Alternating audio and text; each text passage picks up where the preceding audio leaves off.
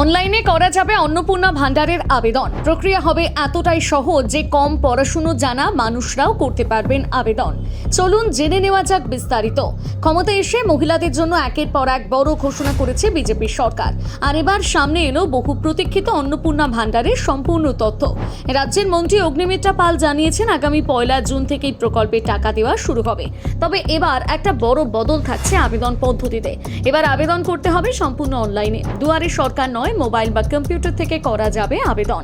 এমনভাবে ব্যবস্থা করা হবে যাতে কম পড়াশুনো জানা মানুষও খুব সহজে আবেদন করতে পারেন।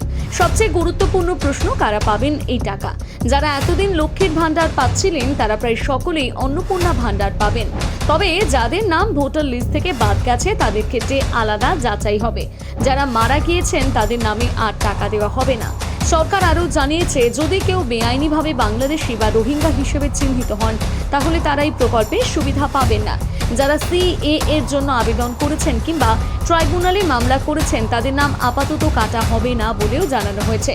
রাজনৈতিক মহলের মতে বাংলার মহিলাদের মন জিততে এই বড় পদক্ষেপ নিয়েছে নতুন সরকার। কারণ বাংলার ভোট রাজনীতিতে মহিলা ভোটারদের ভূমিকা অত্যন্ত গুরুত্বপূর্ণ। শুধু তাই নয়, সরকারি বাসে মহিলাদের সম্পূর্ণ বিনামূল্যে যাতায়াতের কথাও বলা হয়েছে। এখন প্রশ্ন একটাই, মাসে 3,000 টাকা পেলে কি সত্যি বদলাবে বাংলার বহু পরিবারের অর্থনৈতিক অবস্থা, নাকি এটা শুধু রাজনৈতিক মাস্টার স্ট্রোক? এই বিষয়ে আপনার কি মতামত জানাতে ভুলবেন না কমেন্ট করে।